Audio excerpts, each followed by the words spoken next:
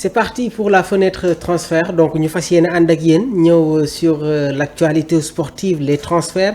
Mais nous taille sur le cas Nico Williams. Nico Williams, semaine bi ñu génnoon jotoon naa leen jox ay information que la direction merengue jéem nañu rentrer en contact par la jeune pépite de l'Atlético Bilbao concernant un transfert mais jamono ji nag dossier bi jël na beneen tournure. On va vous expliquer dinañ leen expliquer tous les détails yi nga xamante ne mi ngi concerner l'ami de Lamine Yamal. Donc le FC Barcelone nag jamono ji ñi ngi accélérer fortement le dossier du transfert Nico Williams cet été. Un an après un premier échec à le recruter, donc jamono ji nak le joueur décidé de rejoindre le club Blaugrana. On va vous expliquer. Même Fabrizio Romano mom jotone joxe déjà quelques détails. Le FC Barcelone jotone nañu def déjà une proposition l'année dernière refusée par la direction de Bilbao, mais cette année-ci donc si fenêtre mercato bi la jeune pépite jot na joxe sa réaction. Donc on va vous expliquer les détails concernant tamit lepp luy jëm sur les transactions financières. Cependant, le transfert s'annonce un peu complexe financièrement parce que le FC Barcelone ñun ñëpp xam nañ ne que ci wàllu boobu am nañ ci ay problèmes. Donc Nico Williams moom clause libératoire am mi ngi toll déjà ci 50 millions d'euros. Est-ce que le FC Barcelone pare nañu pour yëkkati somme bu mel noonu jox ko équipe bi di Bilbao? Ça va être compliqué. De plus le joueur moom mi ngi demander un salaire important. Salaire boobu mi ngi tourner vers 10 millions d'euros et une commission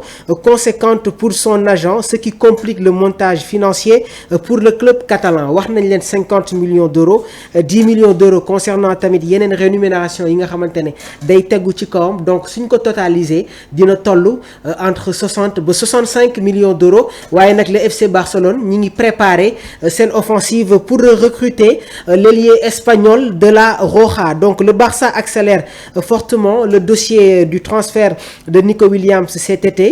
Gannaaw ba mu amee woon un premier échec concernant ce recrutement. Le joueur espagnol international et héros de l'Euro 2024 souhaite désormais rejoindre le Barça, ce qui a relancé les négociations entre les deux parties. Cependant nag transfert bi day annoncé un peu complexe waaye lu ñu leen mën a wax mooy jamono ji même Rafinha nekk tamit vice-capitaine du FC Barcelone jot na def une publication ce week-end. Rafinha international brésilien, international voilà de la Seleção jot na indi une réaction sur sa page Twitter. Donc Fabrizio Romano sax mom jot na capturer bi les images dugal ko sur sa page. Rafinha est prêt à accueillir Nico Williams. Il y aura de la concurrence maa ngi leen ko doon wax déjà. Hansi Flick dafay nekk dans la continuité avec son trio choc Lamine Yamal, Rafinha ak Robert Lewandowski, sans pour autant oublier le joker ki nga xamantene mom moy Ferran Torres. Mais jamono ji nak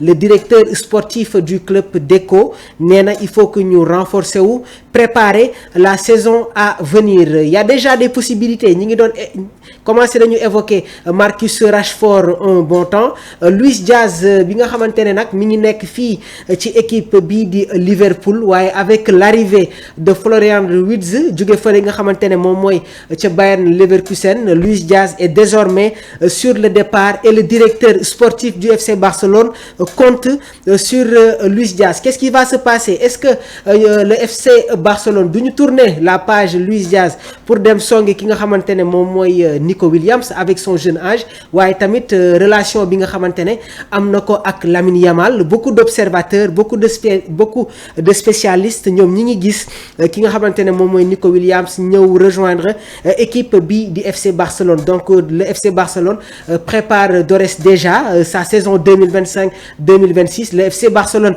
qui a raflé des titres majeurs cette saison. Li nak motax jamono ji ñi ngi préparer cette saison 2025-2026. Il y a des départs au niveau des défenseurs. Déjà Christiansen nek international danois, il fait plus partie des plans de Hansi Flick. Ouais, tamit il y aura des retours très importants au niveau du milieu de terrain. Marc Bernal bi nga xamantene amone blessure il est de retour.